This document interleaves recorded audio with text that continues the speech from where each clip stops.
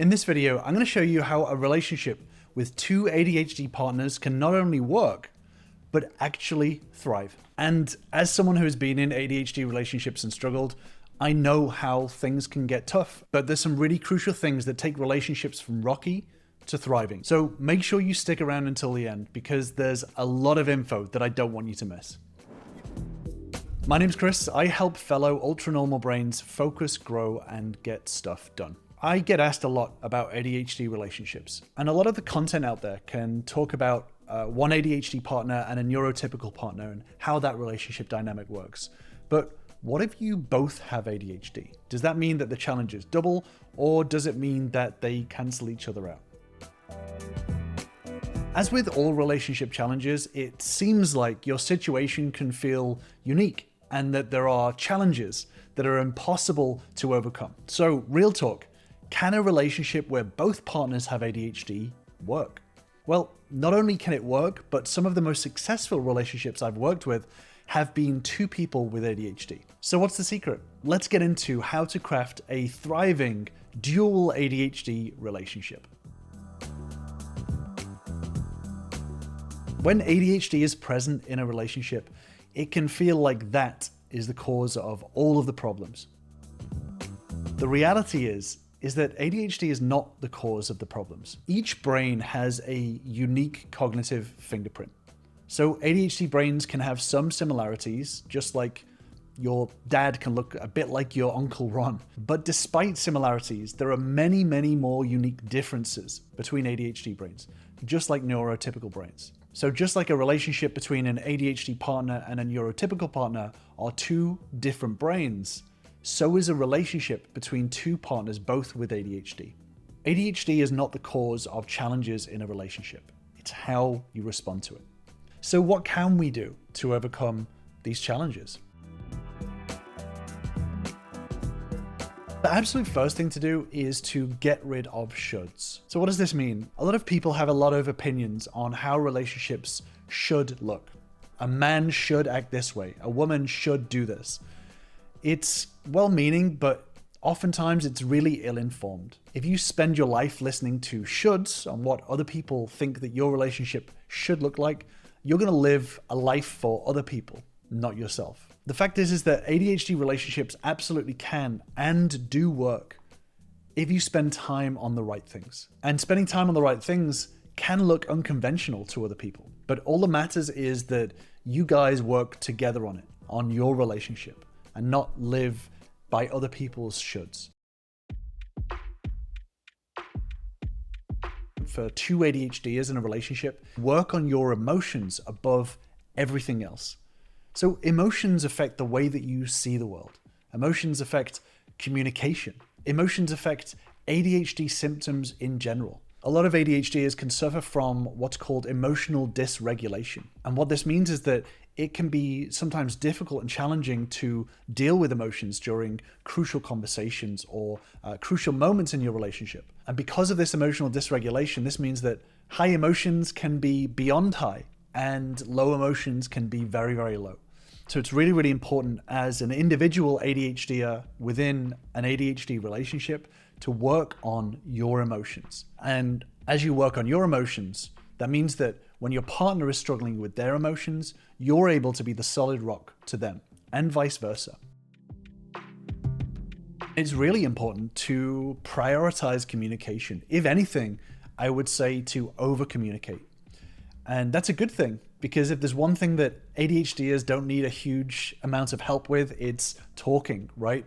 But communicate in the right ways. Make sure you're having crucial conversations about the right topics.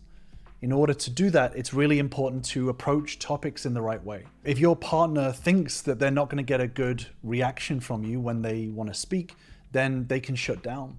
And the way to have these crucial conversations is to craft a good, emotionally safe environment. And that means approaching topics in the right way. So for example, if your partner thinks that they're not going to get a good reaction when they mention something that's important, that means that they don't feel that there's emotionally safe environment. And that means that they can shut down. So if you've had arguments about a topic in the past, that's going to build. Then that means you have to actively build emotional safety around that subject. and show that you're able to handle it. Show that there's not going to be some negative reaction from your partner mentioning these things.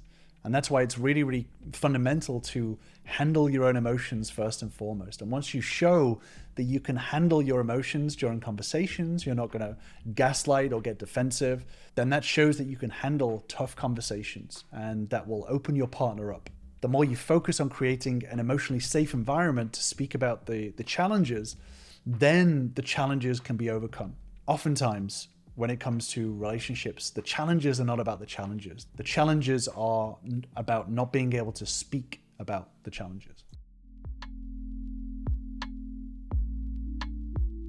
And then once you start to build that emotionally safe environment, then the next step is to start working to each other's strengths and weaknesses.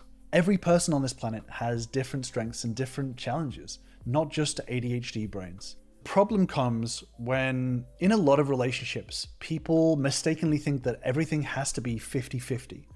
But I call BS on that.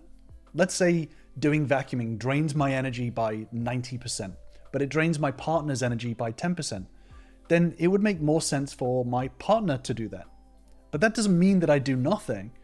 It just shows that I have a real weakness when it comes to vacuuming, for example. But when you build that self-awareness on what your strengths and your weaknesses are, you can figure out what you are good at and what you like doing, and then you can start to divvy out chores and tasks a little bit more relevant to what your strengths and weaknesses are. People get very mistaken when it comes to the idea of equality. They often think that, let's say you have task A, they think that both partners should perform task A an equal amount. But that's not working to people's strengths. That means that if one person is better at it and faster at it and more efficient at it than the other person, then that means 50% of the time you're going to be working really inefficiently. So if one person is stronger at task A and another person is stronger at task B, then why not divvy it out so that person A does task A and person B does task B?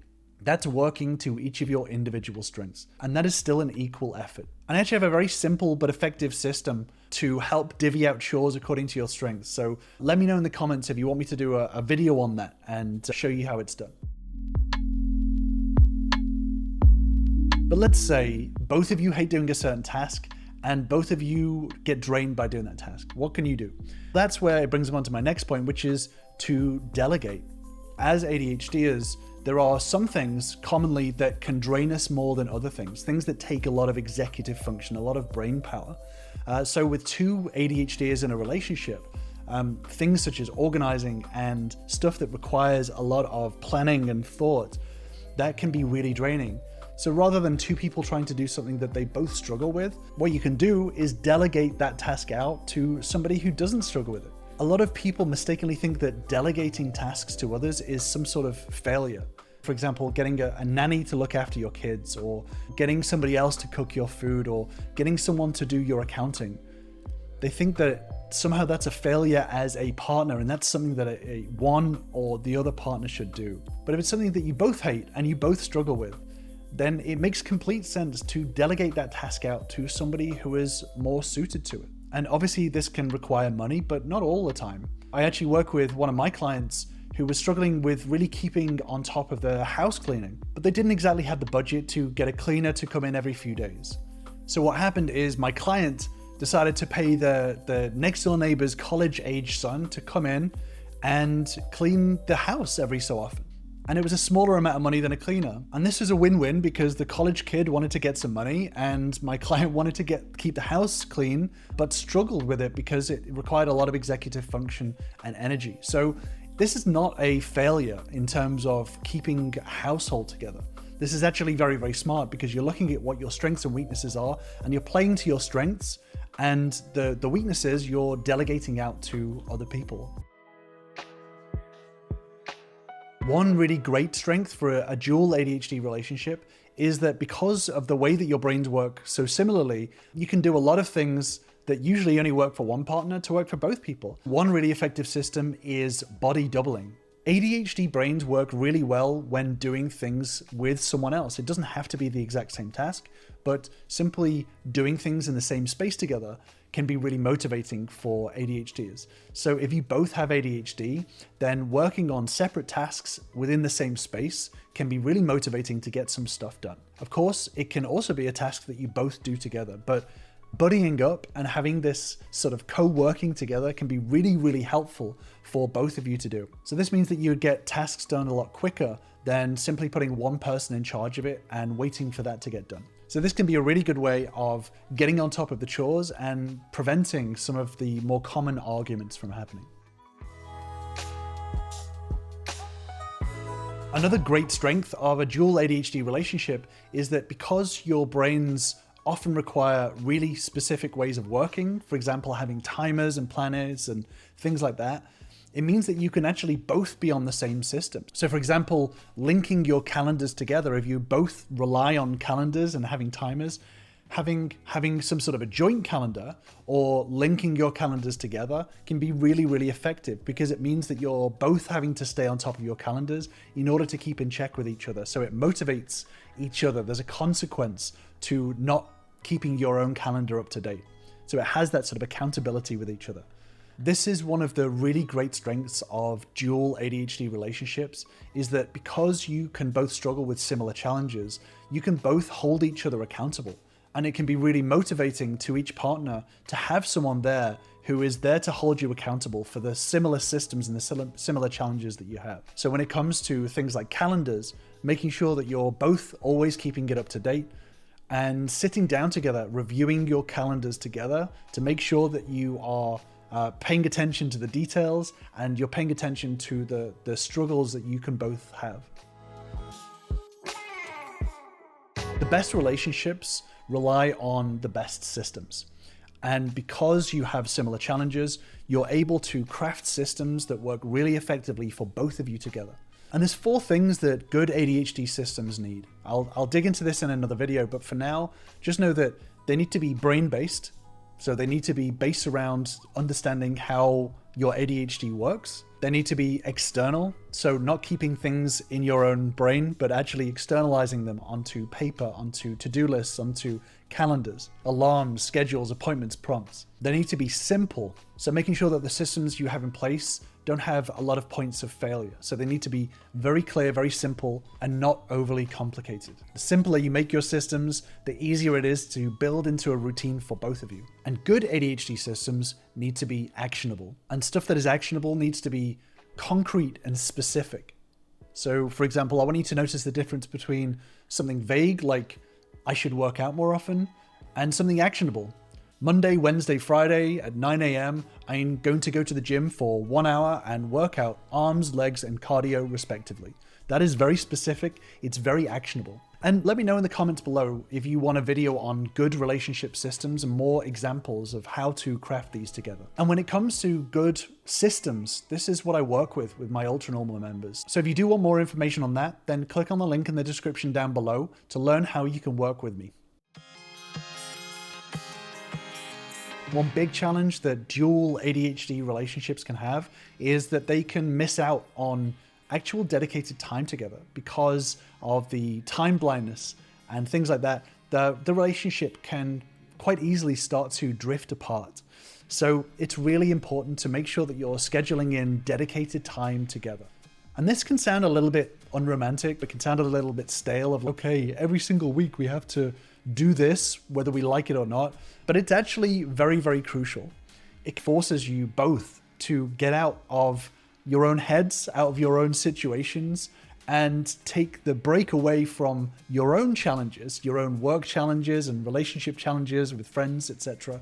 And it forces you to have a breather from the daily routine of life and actually reconnect. So even though this can sound unromantic to schedule in something regular together, like you're 2 busy business people trying to make it work, it's actually very romantic, because it's understanding the way that both of your brains work and saying, we understand the way our brains work, and we are going to amend things so that we always reconnect regardless of what is happening in life. So for me, I don't think there's anything more romantic than actually making accommodations to support the relationship overall. I want you to think about it this way. If you think of your relationship as a farm, if you day in, day out, go and sow seeds, water them, etc. These things may not seem consequential at the time, but over a long period of time, these smaller things actually lead to the relationship growing and blossoming over time. And what it means is that no matter what, no matter how much things get off task in your life, there's always going to be time to connect, and there's always going to be time for each other. Make sure that you're picking your battles. So when you are having crucial conversations together, start to take the time to get to the core of the problem, not the petty sort of surface level problem. Now, for example, when a partner gets upset about a chore not being done, it's rarely usually because of the chore itself. It's usually because of the pattern of the chore being missed and what that sort of represents.